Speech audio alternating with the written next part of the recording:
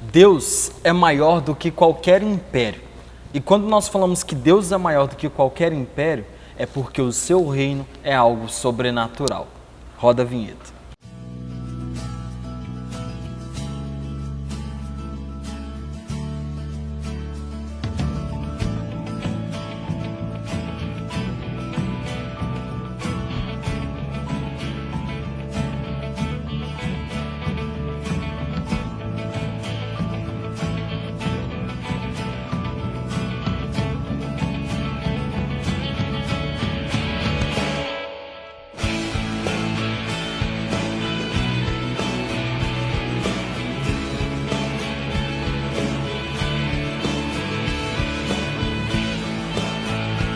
Semana passada nós conversamos um pouco sobre a soberania de Deus.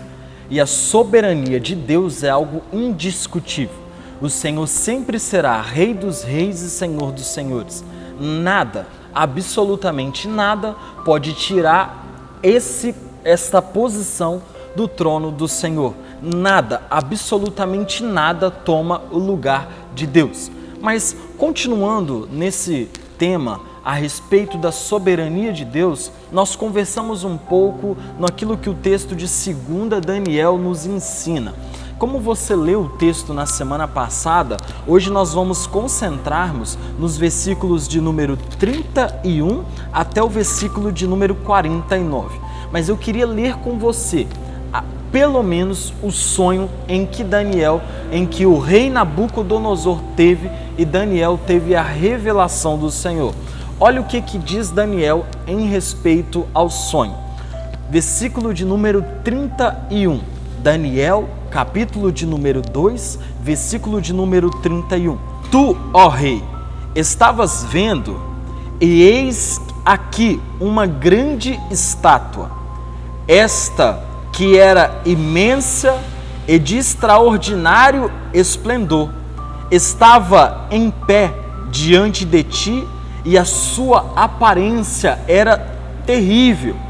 A cabeça era de fino ouro, o peito e os braços de prata, o ventre e os quadris de bronze, as pernas de ferro, os pés em parte de ferro e em parte de barro.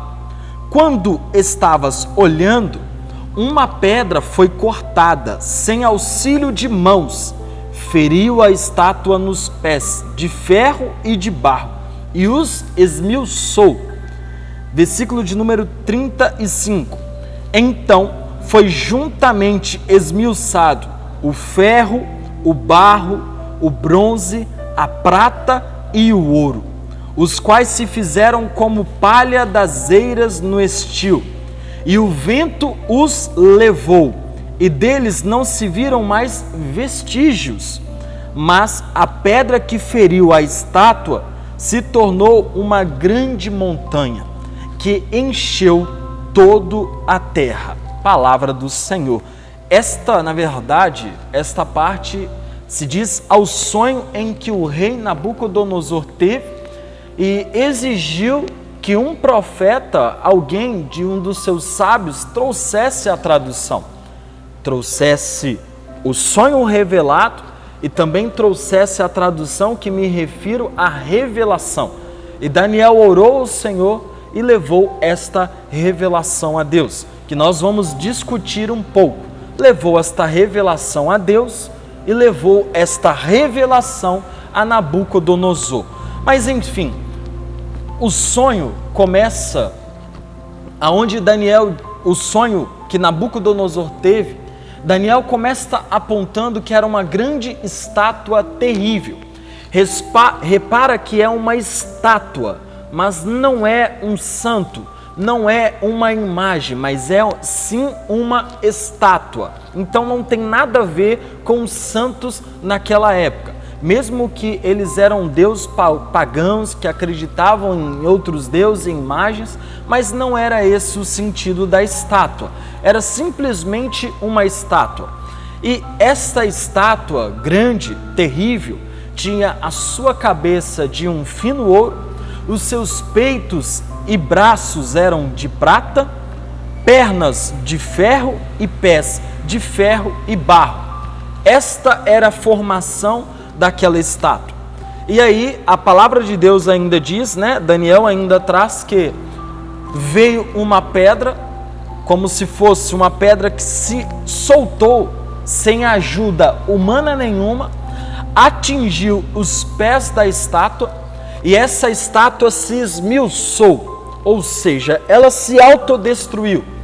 Ela se destruiu e ficou como eira, ficou como pó. Veio o vento e foi-se embora.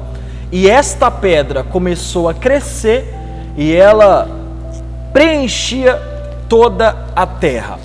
Bom, naquela época, o que Daniel nos apontou, este sonho, na verdade, esta estátua do sonho de Nabucodonosor, representava 4 impérios, que Daniel vai citar depois no capítulo 8, vai citar nos versículos 19, 20, 21, entre tantos outros versículos a respeito desses impérios. E na verdade representava 4 impérios que viria após o reinado de Nabucodonosor.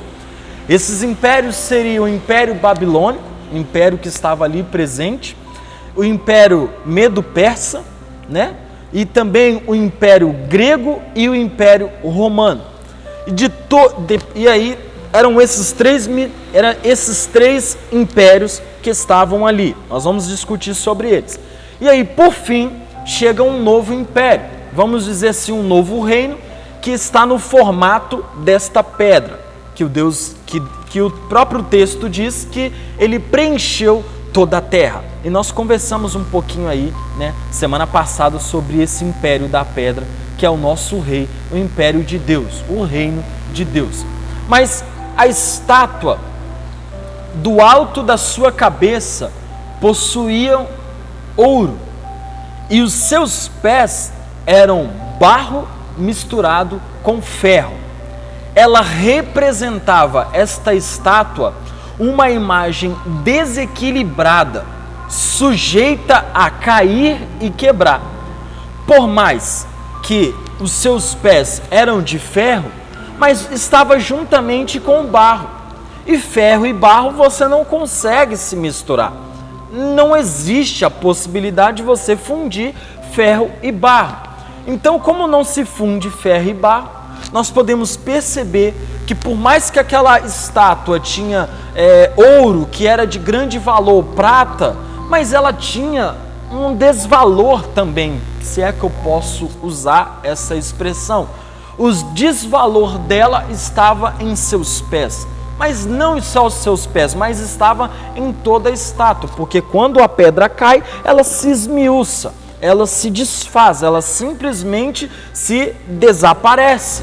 Mas aí eu queria conversar com vocês sobre esses 4 impérios. O primeiro império, a cabeça era feita de um fino ouro. Ou seja, o profeta Daniel revelou, se nós formos olhar aqui, os versículos 37 e versículo 38, olha o que diz.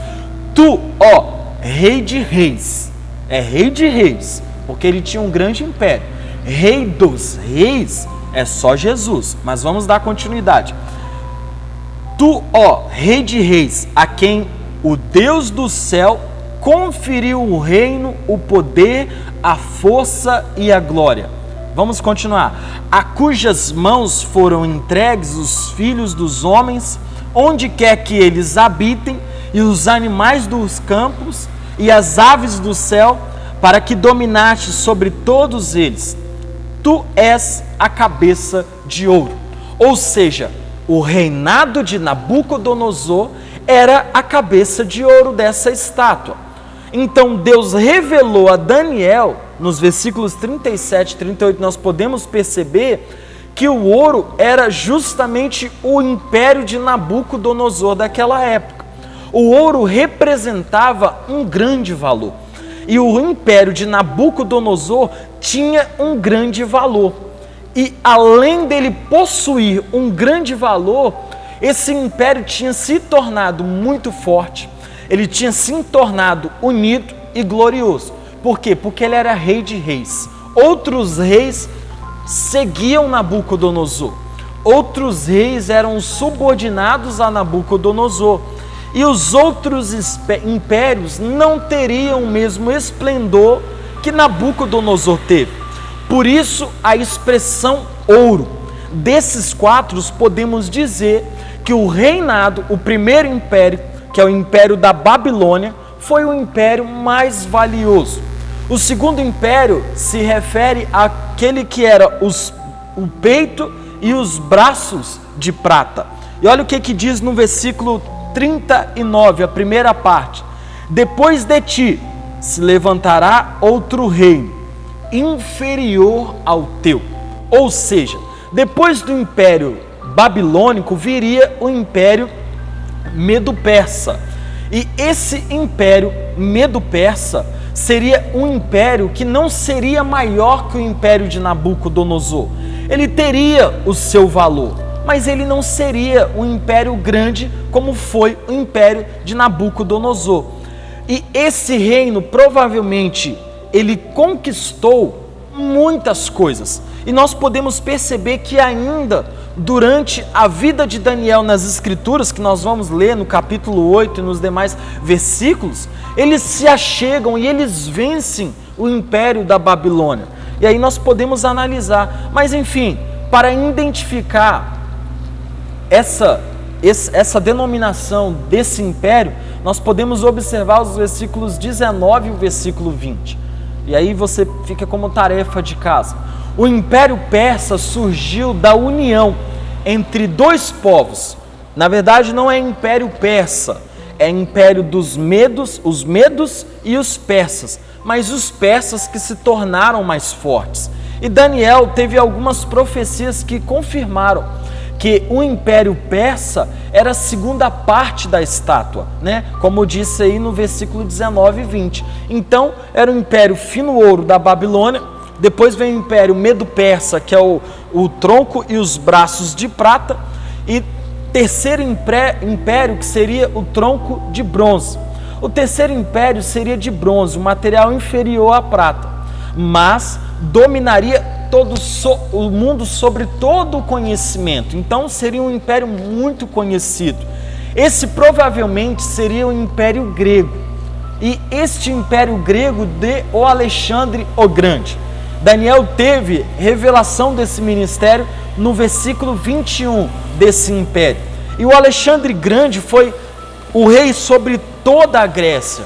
Ele uniu todos os gregos, eles conseguiram um vasto império, ele destruiu muitos impérios, principalmente alguns impérios persas, enfim. Eles tiveram grande conquista, principalmente na Índia, mas depois que morreu, o seu reino ficou dividido em vários reinos. Então ali não houve, vamos dizer assim, não houve a força do reino. E aí, por último, vem as pernas de ferro, que aí esse império, o terceiro, seria o grego, então vem o Império Romano. O quarto reino seria muito forte, faria muita destruição, mas os pés seriam de ferro, misturado com barro. Então, como eu disse, não tem mistura de ferro e barro. E aí, o ponto fraco do Império Romano foi as suas divisões, justamente a divisão do ferro e o barro. Esse império tentou fazer aliança com outros povos. Nós podemos observar os versículos de número 40 a 43. Olha o que diz aqui, ó. O quarto reino será forte como o ferro, pois o ferro a tudo quebra e esmiuça. Como o ferro quebra todas as coisas, assim ele fará em pedaço e esmiuçará. Diz mais aqui, ó. Quanto ao que viste dos pés dos atelhos em parte de barro, de oleiro e de ferro, será um reino dividido. Contudo, haverá nele alguma coisa da firmeza de ferro, pois que viste o ferro misturado com o barro de lodo. E aí mais vai dizer que o ferro será esse império será frágil, porque ele não se mistura. Eles vão usar casamentos, mas também vai haver traições no meio desses casamentos, e não vai acontecer o que eles queriam, não vão conseguir da maneira que eles desejavam. Ou seja, o Império Romano ficou conhecido por sua brutalidade e conquista a outros povos. Nada podia resistir à força do Império Romano, mas quanto se expandia, mais problemas eles encontravam. E essas divisões começaram desde cedo, desde a formação do Império Romano. Então, já no fim do seu tempo, o Império começou a ficar muito fragmentado. Então, este seria o quarto Império de Nabucodonosor. E aí eu queria citar para vocês um quinto império, que ali não está na estátua, mas está fora desta estátua. Seria o império da pedra, vamos dizer assim. A pedra claramente significa Jesus, porque passaram todos esses reinos, passaram os impérios, todos os reinos da Babilônia, dos Medo-Persas, o dos gregos, os romanos, e também veio o império de Jesus. Também se achegou o reino de Jesus. E o poder de Jesus destrói tudo que vem antes de seu reinado. Ele apenas destruiu. E é um império que nunca se acabará. Porque olha o que diz aí no versículo de número 44. Mas nos dias desses reis, o Deus do céu suscitará um reino em que será jamais destruído.